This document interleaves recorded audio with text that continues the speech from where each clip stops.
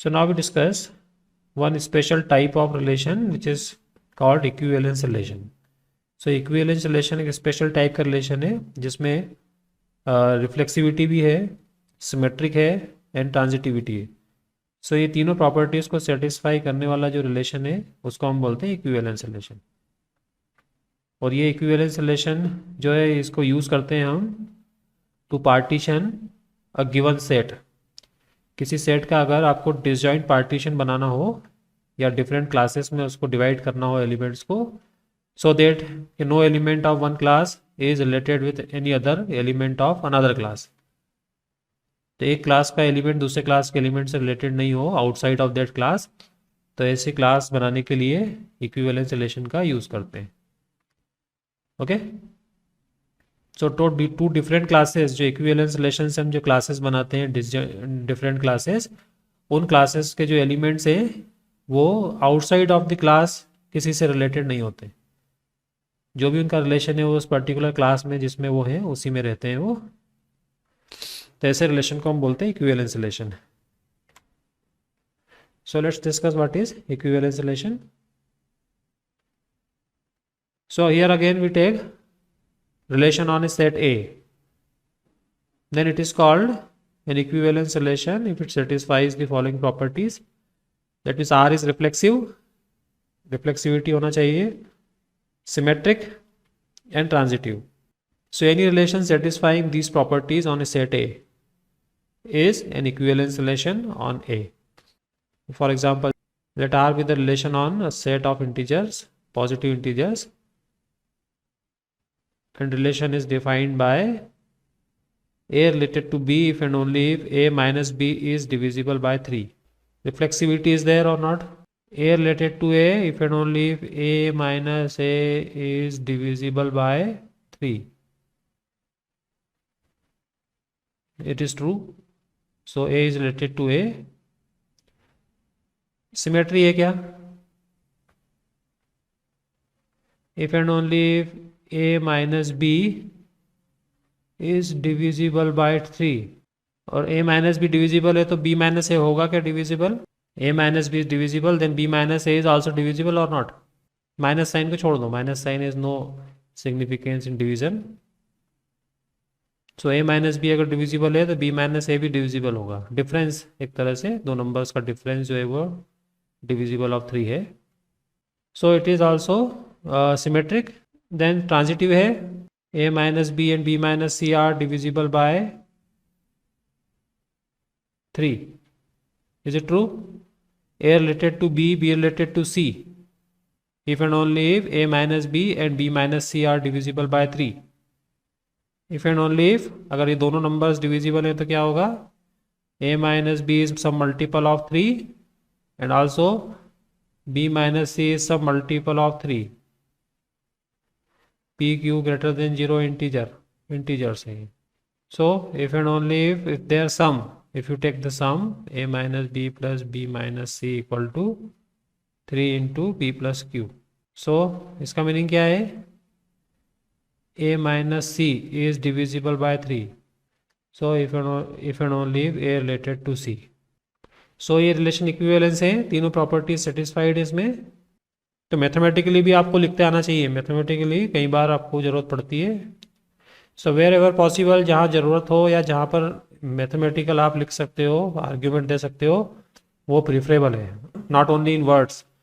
कई बार arguments words में होते हैं, कई बार आर्ग्यूमेंट्स मैथमेटिकली होते हैं. तो मैथमेटिकली प्रीफरेबल है हमेशा. याद रखो कि mathematical argument is always preferable, क्योंकि उसमें जो है रेशनलिटी होती है और उसमें किसी तरह कोई डाउट नहीं होता है. If you can prove something mathematically then it's okay.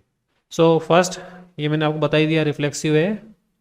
Second ये फिर आपके पास में ये सिमेट्रिक भी है. And R is transitive relation, ये भी है, इसलिए R equivalence relation on. So एक ही सेट पर और भी आप रिलेशन डिफाइन कर सकते हो जो कि सिमेट्रिक हो, रिफ्लेक्सिव हो एंड ट्रांजिटिव हो.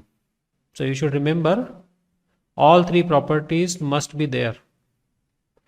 सो कोई एक प्रॉपर्टी भी आपको लगता है कि सेटिस्फाइड नहीं है तो आप आगे फिर चेक मत करो, उसको आप बोल सकते हो नॉट इक्विवेलेंस रिलेशन.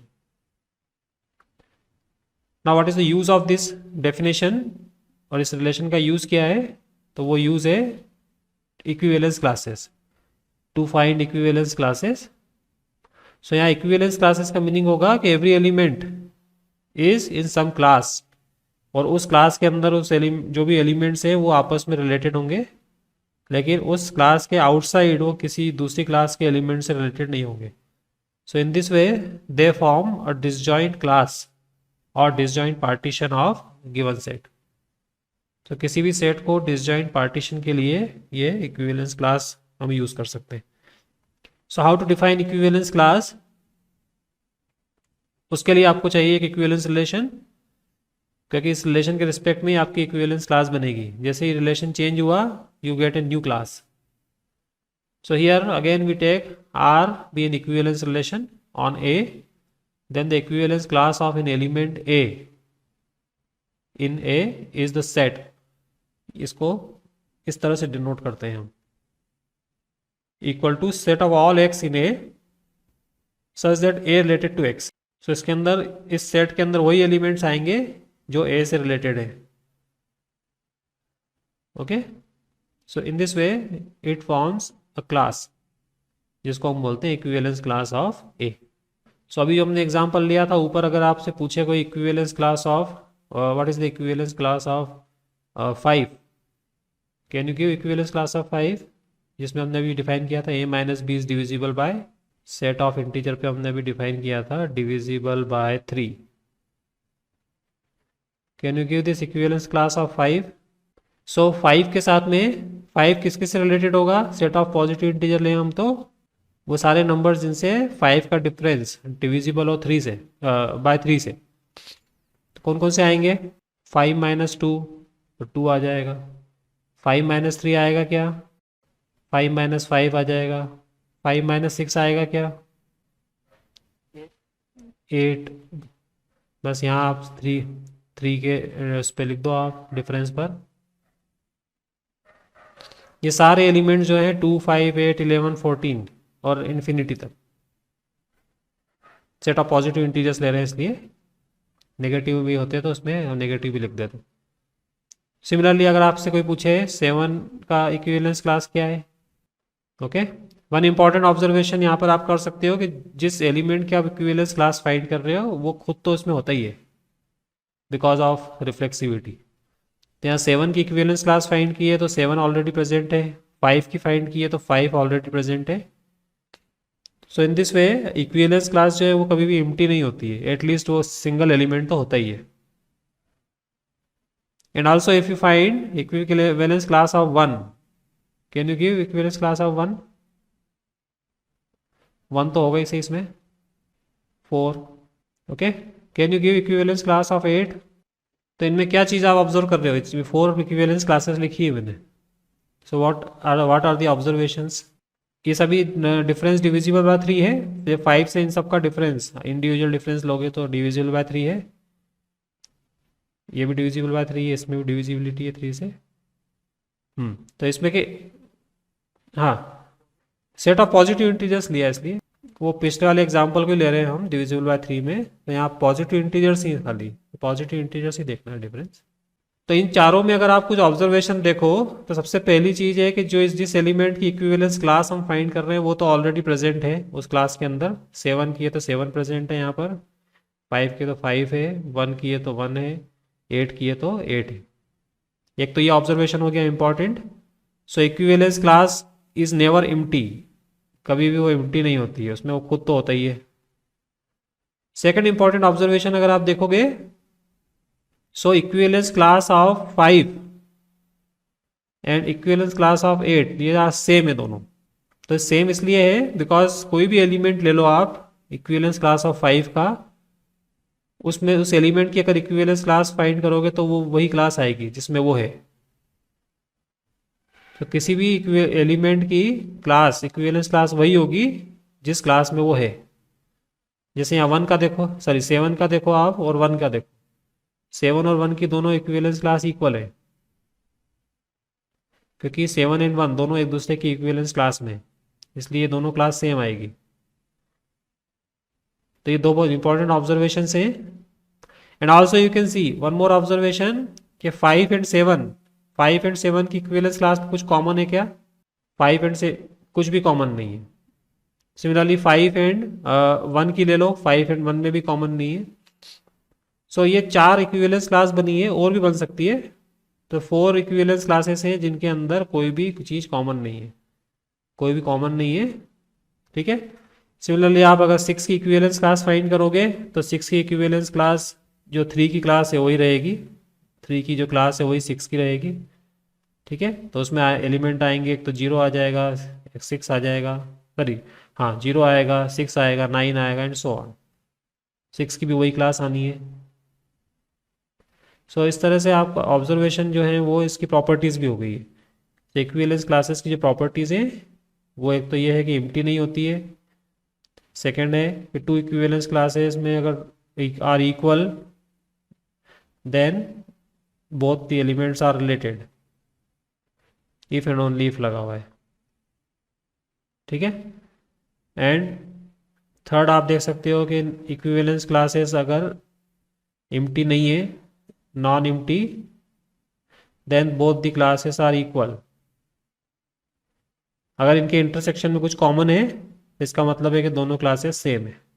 सो आप इसमें ऑब्जर्व कर सकते हो 5 एंड 8 में, 5 एंड 8 में आप देख सकते हो कॉमन एलिमेंट्स हैं, 8 कॉमन है, दोनों की क्लास इक्वल है। सो ये इस तरह से पार्टीशन करता है जिससे कि एक क्लास के एलिमेंट दूसरे क्लास के एलिमेंट से रिलेटेड नहीं हो, और हर एक एलिमेंट सिर्फ एक ही क्लास में होता है। इसको बोलते हैं हम equivalence class. Can you find the disjoint partitions? कितने पार्टीशंस हो सकते हैं इसमें? अगर मैंने ये लिख लिया a minus B is divisible by 3, तो ये अभी हमने देखा था ऊपर, इक्विवेलेंस रिलेशन तो है ही। Can you give the number of equivalence classes? कितनी डिसजॉइंट इक्विवेलेंस क्लासेस बन सकती है? कैसे फाइंड करेंगे हम? पहले 2 की फाइंड कर लो। 2 में कौन कौन से एलिमेंट्स आएंगे देखो, 2 के साथ डिफरेंस जो है वो डिविजिबल हो 3 से। 3 की फाइंड करके देख लो, 0 तो है ही नहीं इसमें, 3 इटसेल्फ, 6 है इसमें, ठीक है, 9 भी है एंड 12 भी है। फिर आप देख लो 4 की, 4 की इक्विवेलेंस क्लास क्या है? 4 तो है इसमें, 7, ठीक है, 10। अभी आप देख रहे हो इसमें कुछ कॉमन है क्या इन क्लासेस में? कुछ भी कॉमन नहीं है। नाउ 5 की क्या होगी? तो 5 यहाँ पर कहीं आ रहा है क्या? हाँ, तो ये 5 की अलग से लिखने की ज़रूरत नहीं है। 5 की इक्विवेलेंस क्लास यही होगी जो 2 की है। फिर 6 की आप देखो, 6 की इक्विवेलेंस क्लास यहाँ देखो, पहले 6 आ रहा है कि कहीं पर? यस, तो ये 6 की इक्विवेलेंस क्लास भी यही हो गई है। फिर 7 की आप देखो, 7 इधर कहीं आ रहा है क्या? यस, तो ये 7 की इक्विवेलेंस क्लास भी यही है। 8 की देखो आप, 8 इनमें कहीं आ रहा है क्या? यस, सो 8 की इक्विवेलेंस क्लास भी यही है। तो ये 5 की भी हो गई, ये 8 की भी हो गई है। 9 इनमें से कहीं आ रहा है क्या? यस, तो ये 9 की इक्विवेलेंस क्लास भी यही है। 10, ये 10 की इक्विवेलेंस क्लास हो गई। 11, 11 यहाँ आ रहा है तो ये 11 की इक्विवेलेंस क्लास है। फिर उसके बाद में 12 कहीं पर आ रहा है, यहाँ पर आ रहा है। सो व्हाट यू ऑब्जर्व कि डिसजॉइंट जो क्लासेस हैं वो कितनी है? Only 3। That means A is union of 2, 3 and 4, 2, 3 and 4, because 2, 3, 4 वाले जो सेट है इनका यूनियन ले लो आप, इसका, इसका और इसका, तो आपको ये पूरा A मिल जाएगा। And these are disjoint. Disjoint का मतलब है A 2 intersection 3 intersection 4 empty. So we have only 3 disjoint classes. That means this set can be partitioned into 3 disjoint classes using this relation. इस रिलेशन को यूज करके, equivalence relation को, हम इस set को 3 पार्टीशन में या 3 पार्ट में इसको डिवाइड कर सकते हैं, डिसजॉइंट पार्टीशन जिसको हम बोलते हैं। और अगर आप रिलेशन चेंज कर दोगे अगर, then you will get another equivalence class. जैसे ही आपने रिलेशन की डेफिनेशन चेंज की, आपको दूसरी क्लास मिलेगी। जैसे इसी पे मैं ले लूँ, अगर a plus B is E1, सो अगर ये प्रॉपर्टी ले लिए या रिलेशन ले लिया है, तो फिर आपको दूसरे डिसजॉइंट पार्टीशन मिलेंगे। सेम भी हो सकते हैं, बट डेफिनेशन चेंज होती है तो हमको उसको चेक करना जरूरी होता है। सो a plus B is E1, सो 2 4 6 8 10 12, 2 की पार्टीशन में ये हो गए, 2 की इक्विवेलेंस क्लास में। 3 में आ जाएगा 3 5 7 9 11, ओके, एंड सो ऑन।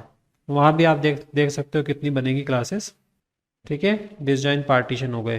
तो कोई भी आपको सेट दिया हो, इसको आप ऐसे ये ऐसे पार्टीशन हो गए, मतलब एलिमेंट्स को आपने ऐसे आपने पार्टीशन कर दिया। अब ये इनके बाहर कोई भी एलिमेंट नहीं है, और इनके अंदर जो एलिमेंट्स हैं वो बाहर किसी दूसरे एलिमेंट से रिलेटेड नहीं है। सो ऐसे भी व्यू कर सकते हो। डिफरेंट ग्रुप्स ऐसे बना दिए जिसके अंदर जो एलिमेंट्स है वो आपस में रिलेटेड है, लेकिन बाहर किसी से रिलेशन नहीं है। So this is equivalence relation, and you can see equivalence classes of A. अगर आप देखोगे तो ये मैंने यहाँ पर लिखी हुई है, and you can see only 3 disjoint classes are there.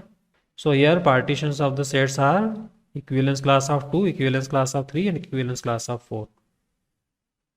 और ये चीज़ इंश्योर करती है कि इनके बीच में कुछ भी कॉमन नहीं है, और ये इंश्योर करती है कि आप ये पूरी क्लासेस जो है इनका यूनियन इक्वल है, जिसका ये पार्टीशन है इक्वल टू ए। ये कुछ जनरल प्रॉपर्टीज़ हैं जो इक्विवेलेंस क्लासेस में होनी चाहिए, properties of equivalence classes. So first property क्या है? Equivalence class of any element A is non empty. Non empty इसलिए है क्योंकि आर रिफ्लेक्सिव है, every element is related to itself, therefore a is in the equivalence class of a। so कोई भी element है वो खुद तो इक्विवेलेंस क्लास में होगा ही, that's why it is not empty। ऊपर के एग्जांपल में भी आप देख सकते हो। now b is in equivalence class of a, that means both the equivalence classes are same। so you can give the argument ये दोनों अगर इक्वल हैं, so b is in A equivalence class of A, this implies there exists an A related to B, okay. So B के ये दोनों set equal कैसे prove करेंगे हम? ये दोनों सेट इक्वल प्रूव करना है तो हम क्या करते हैं, एक एलिमेंट लेते हैं, late X is in equivalence class of B if and only if B is related to X, okay. B related to X इससे आया, और ये आपको गिवन है, एंड ये आपको दिया हुआ है। If and only if A related to B and B related to X, इसी को अरेंज करके लिख दिया है। अब यहां से लगाएंगे हम transitivity, A related to B related to X, so A related to X, that means this x is in equivalence class of A। यहां से हमने ट्रांजिटिविटी लगाई है, ये चीज आपको दी हुई थी, ये आपको यहां दिया हुआ है, B is in equivalence class of A, that means A related to B। ये आपने एज्यूम किया, ये हमने एज्यूम किया कि चलो कोई एक एलिमेंट है B में, तो वो एलिमेंट A में है या नहीं। यहाँ हमने प्रूव किया है कि कोई एलिमेंट अगर B में है तो वो इक्विवेलेंस क्लास ऑफ A में भी है।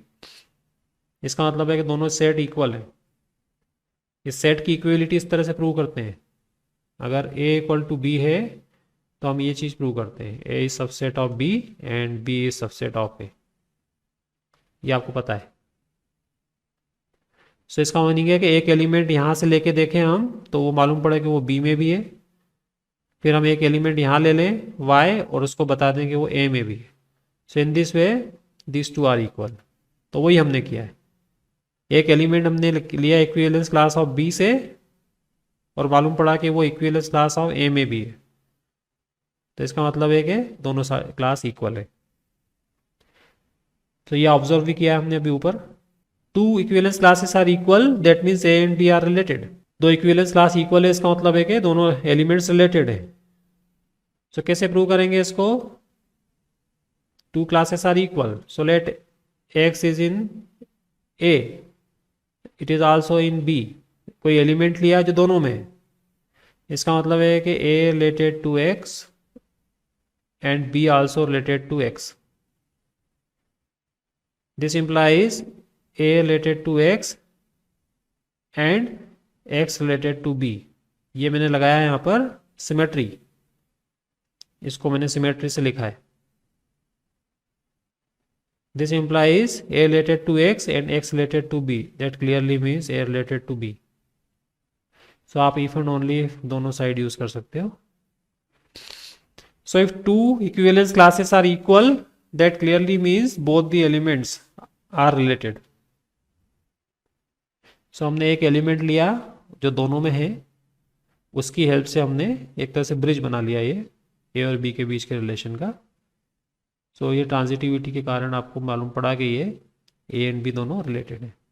सो यहाँ हमने सिमेट्री यूज़ की है, यहाँ हमने ट्रांजिटिविटी यूज़ की। So you can give the argument कि यहाँ पर आपने यूज़ किया है symmetry, okay, and by transitivity. So ये प्रॉपर्टी भी हमने ऑब्जर्व की है अभी। This we have also observe if A intersection B equivalence classes of A intersection equivalence class of B non-empty है, then A equal to B। so यहाँ पर आप एक एलिमेंट नॉन एम्प्टी, इसका मीनिंग क्या है? equivalence class of A equivalence of class of B non-empty, that clearly means there exists X in A and B both।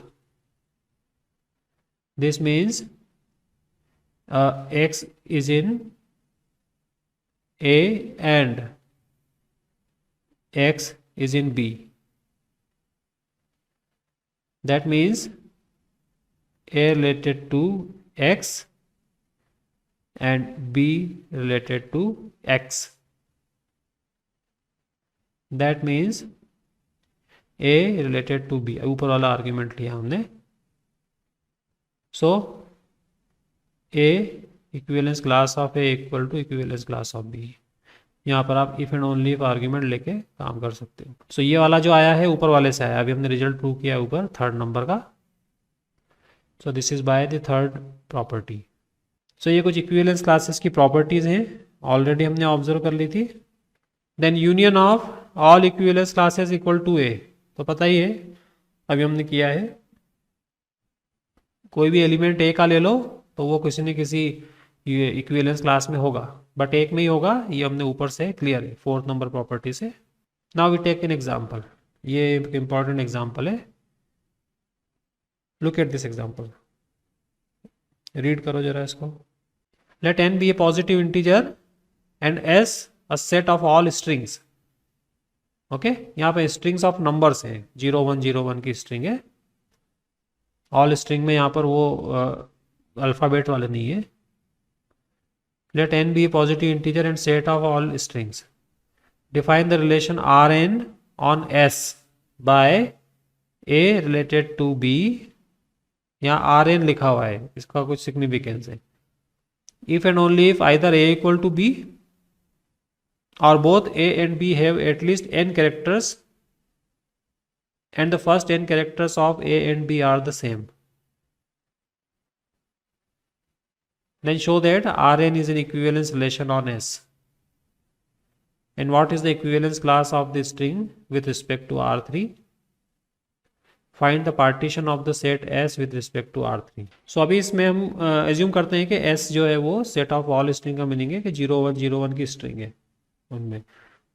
फिर हम उसमें आर्ग्यूमेंट देके बता सकते हैं कि इसमें दूसरे सारी स्ट्रिंग जिसमें अल्फ़ाबेट्स भी हों वो भी हो सकते हैं, लेकिन अभी के लिए ये मेज्यूम करते हैं कि इसमें सिर्फ 0 1 0 1 वाले एलिमेंट्स हैं। जैसे ये एक स्ट्रिंग है, लेंथ इसकी 5 है, 0 1 0 1 1 is a string with length 5। Similarly length 8 की भी हो सकती है, लेंथ 2 की भी हो सकती है। सो अभी एक आपको सेट दिया है जिसमें स्ट्रिंग्स हैं, सिंगल मतलब 0 लेंथ की नहीं, 1 लेंथ की स्ट्रिंग्स हैं। 1 लेंथ की स्ट्रिंग हो जाएगी 0 1, 2 लेंथ की स्ट्रिंग्स हो जाएगी 0 0 1 0। लेंथ कैसे डिफाइन करेंगे? Number of digits appearing, okay, number of characters appearing in it is the length. So 1 length की कौन कौन सी हो जाएंगी? 0 एंड 1, ये लेंथ 1 की स्ट्रिंग हो गई। लेंथ 2 में कितने हो जाएंगे? लेंथ 2 की 4 हो जाएंगी स्ट्रिंग्स, 0 0 1 0 0 1 एंड 1 1। लेंथ 3 की स्ट्रिंग्स देखोगे तो वो इस तरह से आ जाएंगी 0 0 1 0 1 0 1 0 0 1 1 0 1 0 1 एंड 0 0 1। एक और आएगी 1 1 1। ठीक है, इस तरह से हो सकते हैं ये स्ट्रिंग्स। सो आपको बताना है कि ये इक्विवेलेंस रिलेशन है, इसमें सेट ऑफ ऑल स्ट्रिंग्स 1 से लेकर तो इनफाइनाइट लेंथ की स्ट्रिंग भी है। So how to show that this is in equivalence relation? So इस डेफिनेशन को समझना जरूरी है। Look at the definition. इसमें डेफिनेशन ये कह रही है कि या तो ए इक्वल टू बी है, दैट मीन्स अगर A related to B strings हैं दो, वो या तो खुद के इक्वल है या दोनों इक्वल हैं, या दोनों में कब एटलीस्ट n कैरेक्टर्स हैं and first n characters are of a and b are the same. तो a r n b का मीनिंग है कि लेंथ n की एटलीस्ट कैरेक्टर की स्ट्रिंग्स है and first n characters of a and b are the same. So show that R is an equivalence relation. So what can you say about reflexivity? Reflexivity कैसे हम check करेंगे? Definition में लगा के देखो, either a equal to B, a equal to a होती है, कोई भी स्ट्रिंग ले लो वो खुद के इक्वल है, रिफ्लेक्सिविटी तो है ही। तो दोनों डेफिनेशन सेटिस्फाई करती है, a रिलेटेड टू a, या तो वो खुद के इक्वल है और दोनों में अगर अलग अलग कंसिडर करोगे तब भी उसमें n कैरेक्टर्स होंगे, क्योंकि दोनों सेम है, अलग अलग भी लिखी है आपने। तो जैसे ये वाली स्ट्रिंग है और इसको 2 बार आपने लिख दिया, तो इसमें n कैरेक्टर्स मतलब मीन्स 1 2 3 4 5 कैरेक्टर्स है दोनों में, तो नंबर ऑफ कैरेक्टर्स भी 5 हैं और first n characters of a and b are same. तो अगर आप देखोगे तो ये R3 के रिस्पेक्ट में लेना है आपको, नहीं Rn के रिस्पेक्ट में। सो यहाँ पर 3 R3 ले लिया आपने, अगर first 3 characters are the same. So for any n a related to a, so in particular अगर हम R3 ले लें, R3 का मीनिंग क्या होगा इसमें? A R3B, if and only if A equal to B or both A and B have at least 3 characters and the first 3 characters of the A and B are same. So R3 के respect में reflexivity आप ऐसे example लिख के भी check कर सकते हो। सो रिफ्लेक्सिविटी तो है because any string is equal to itself, चाहे उसकी लेंथ 3 हो 4 हो 5 हो कुछ भी हो। सेकंड क्या है? सिमेट्री। सिमेट्री के लिए कैसे हम आर्ग्यूमेंट देंगे? A R n B if and only if A equal to B, और फिर ये जो ऊपर लिखा हुआ है both A and B have, both A and B have n characters and first n characters are the same, वो ठीक है। If and only b equal to a, अगर उनकी लेंथ n नहीं है, मान लो n नहीं है, देन वो इक्वल है। सो b इक्वल टू a और बोथ b एंड a, इसको आप लिख दो b and a। So a और b लिखो या b एंड a लिखो, अगर आपको उनकी स्ट्रिंग का कैरेक्टर देखना है फर्स्ट n कैरेक्टर्स, तो पहले आप a के देखो या b के देखो, दोनों एक ही चीज़ है।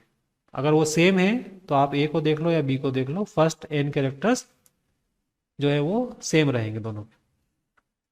सो इसमें सिमेट्री भी है,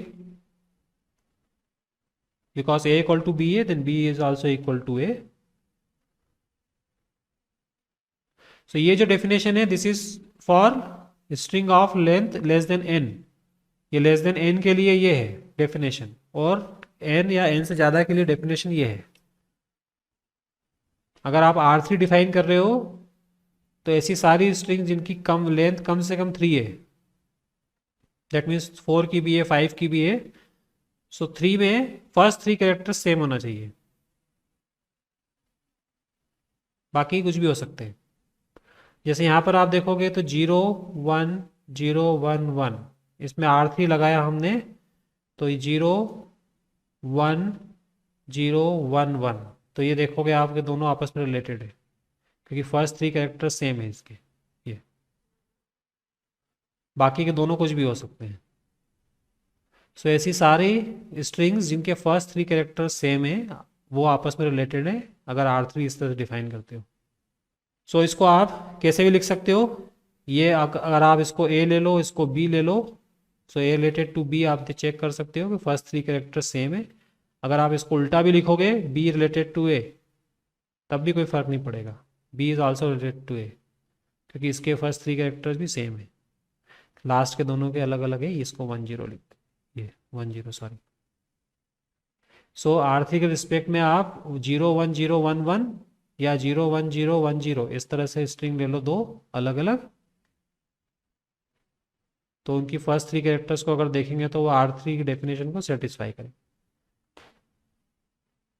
so in this way it is symmetric also. आपको देखना है कि दोनों स्ट्रिंग्स जो है वो लेंथ n से कम है या एटलीस्ट n लेंथ की है। अगर n लेंथ की है तो उनकी फर्स्ट n कैरेक्टर सेम होना चाहिए, तो आपस में रिलेटेड हो जाएंगे। सो दो स्ट्रिंग्स के n कैरेक्टर सेम है, तो एक को A ले लो, एक को B ले लो, फिर आप B और A को इंटरचेंज कर दोगे, तब भी फर्स्ट n कैरेक्टर्स तो सेम ही रहेंगे उनके। सिमिलरली ट्रांजिटिविटी के लिए क्या आर्ग्यूमेंट देंगे हम? ट्रांजिटिविटी के लिए आप 3 स्ट्रिंग्स ले लो, A B C, और तीनों स्ट्रिंग्स जो हैं वो A related to B, B related to C। So ये मैंने आर्ग्यूमेंट दिया है। देन सिमेट्री के लिए, सॉरी ट्रांजिटिविटी के लिए आप इस तरह से आर्ग्यूमेंट दे सकते हो, A R N B, B R N C, if and only if A equal to B and first n characters of A and B are the same. फिर यहाँ पे आ जाएगा B इक्वल टू C और first n characters of B and C are the same.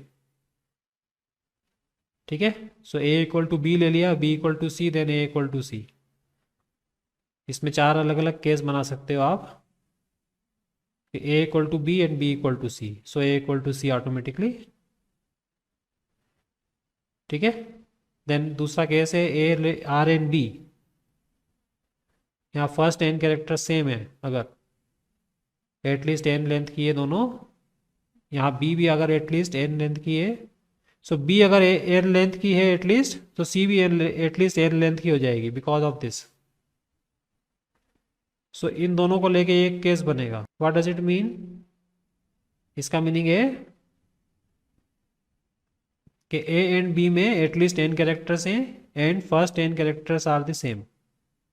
Then B equal to C है, इसका मतलब है कि B और C में फर्स्ट n कैरेक्टर सेम है, मतलब सारे कैरेक्टर सेम है। सो A एंड C में फर्स्ट n कैरेक्टर सेम होंगे and C will be of at least n length. Characters में n कैरेक्टर्स होंगे और फर्स्ट n कैरेक्टर्स जो है वो A के n कैरेक्टर्स के इक्वल होंगे, फर्स्ट n कैरेक्टर। सो ये आपके ऊपर है, आर्ग्यूमेंट के वर्ड्स में लिखना है, मैथमेटिकली तो है नहीं इसमें कुछ फार्मूला।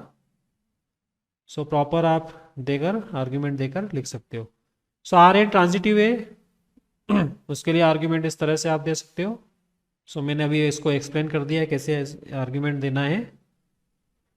सो चारों केस में आप देख सकते हो कि A इक्वल टू B है and B equal to C, ये एक केस हो गया, इसमें A equal to C automatically आपको दिख जाएगा। Then A equal to B है and B and C have at least n characters and first n characters are the same.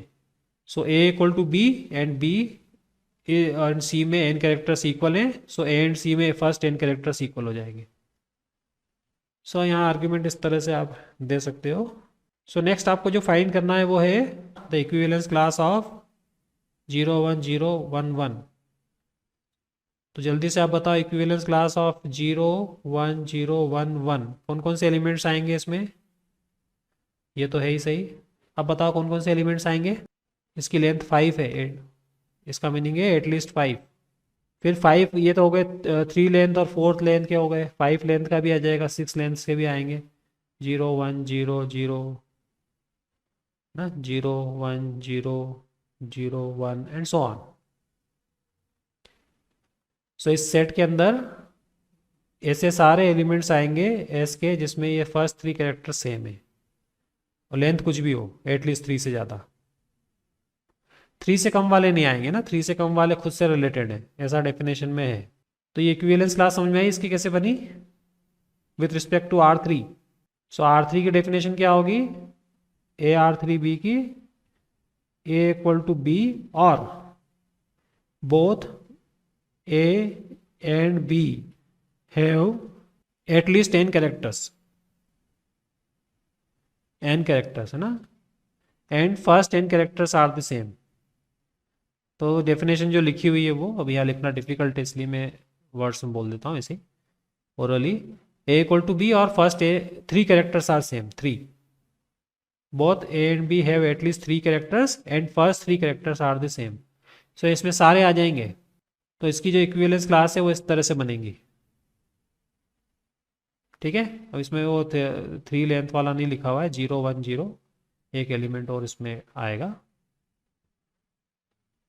With respect to R3 निकालेंगे तो ये वाला एलिमेंट भी आएगा इसमें। Now the equivalence classes of A, अब बता सकते हो जरा equivalence classes of any A कुछ भी हो सकता है, 1 लेंथ का हो सकता है, 2 का हो सकता है, 3 का हो सकता है। So with respect to R3 अगर आप फाइंड करोगे, सो जो सिंगल है इक्विवेलेंस क्लास ऑफ 0 उसमें 0 ही रहेगा। कोई और एलिमेंट है क्या इसमें जो डेफिनेशन का जो सेकंड पार्ट है उसको सेटिस्फाई करता हो, और वाला वो नहीं है। सिमिलरली 2 लेंथ के जितने भी है वो खुद के इक्वल है या खुद से रिलेटेड है, तो ये 0 मतलब सिंगल डिजिट लेकर या सिंगल कैरेक्टर और डबल कैरेक्टर 2 कैरेक्टर्स को लेकर इतनी स्ट्रिंग बनेगी या इक्विवेलेंस क्लासेस बनेगी। सो ये equivalence classes of strings of length 1 then strings of length 2 उनकी इक्विवेलेंस क्लासेस है ये। 0 0 की क्लास में 0 0 होगा, 0 1 में 0 1, फिर 1 0 की इक्विवेलेंस क्लास में 1 0 और 1 1 की इक्विवेलेंस क्लास में 1 1। अब 3 वाले देखो जरा, can you give the equivalence class of this 0 0 0। So other equivalence classes अगर आप फाइंड करो तो 0 0 0 से स्टार्ट होने वाली, फिर 0 0 0 1, फिर 0 0 1 0 0 4 जीरोस, तो ये इस तरह से बनेंगी क्लासेस। 0 0 की जो क्लासेस हैं उसमें ये एलिमेंट्स होंगे, ठीक है। 0 0 1 की क्लासेस हैं उसमें ये एलिमेंट्स होंगे। सो 1 2 3 4 5 6 7 8 और क्लासेस बनेंगी, और यू कैन चेक इन दोनों में कुछ भी कॉमन नहीं है, फिर आगे आप जाओगे तो उसमें भी कुछ कॉमन नहीं होगा। सो टोटल कितनी क्लासेस होंगी, 1 2, यहाँ से बन जाएगी 4 क्लासेस, तो 6 क्लासेस तो यहाँ पर है ऊपर और 8 क्लासेस नीचे है। सो 6 + 8 14 इक्विवेलेंस क्लासेस हैं। So that means set S को हमने 14 डिस्टिंक्ट क्लासेस में या इक्विवेलेंस क्लासेस में डिवाइड कर दिया है। सो सारी स्ट्रिंग्स जो हैं एस की वो इनमें से किसी न किसी में है। लेंथ 1 की है तो वो लेंथ 1 वाली इक्विवेलेंस क्लास में है, लेंथ 2 की है तो वो इनमें से किसी में है, और लेंथ 3 या उससे ज़्यादा वाली जो है या 3 से ज़्यादा लेंथ की जो स्ट्रिंग्स है वो इन 8 क्लासेस में से किसी में है। जैसे लेंथ 10 की स्ट्रिंग आप लोगे तो लेंथ 10 की स्ट्रिंग इन 8 क्लासेस में से किसी में है। सो वो किस में है, जिससे फर्स्ट 3 कैरेक्टर्स मैच हो जाते हैं। तो फर्स्ट 3 कैरेक्टर्स मैच हो गए तो वो 10 लेंथ वाली जो है वो उस क्लास में चली जाएगी। सो this is how you partition a given set into disjoint classes. यहाँ R3 डिफाइन किया था, आप R4 ले सकते हो, R4 के रिस्पेक्ट में आप क्लासेस फाइंड करोगे तो और ज़्यादा बनेंगी classes. So this was the discussion about the equivalence relation. So equivalence relation का जो एक मेन इंपॉर्टेंट एप्लीकेशन है वो एप्लीकेशन है how to partition a given set into disjoint classes. So जब भी आपके पास इक्विवेलेंस रिलेशन डिफाइंड हो, आप किसी भी गिवन सेट को या जिस सेट पर वो इक्विवेलेंस रिलेशन डिफाइंड है उस सेट को डिसजॉइंट क्लासेस में पार्टीशन कर सकते हो. So I hope you understood. Thank you very much.